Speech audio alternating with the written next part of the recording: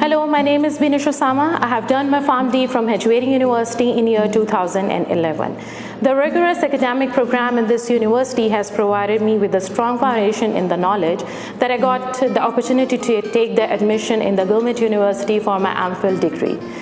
During my time in the university, I was the part of various organizations, and I have organized various cultural events, sports events, and I have also went for educational tours in different cities as well. The time in the university was really transformative for me, as I have polished myself not only academically but also professionally. The university has provided me with the career skills, and I got the opportunity to have a hands-on training in the pharmaceutical industry as an internee, and also in the hospital as an internee.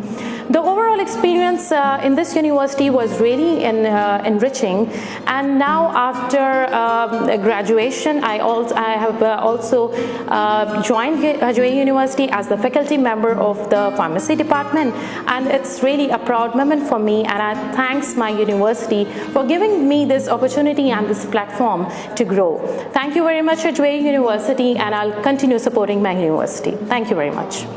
Hajvery University, one university, endless possibilities.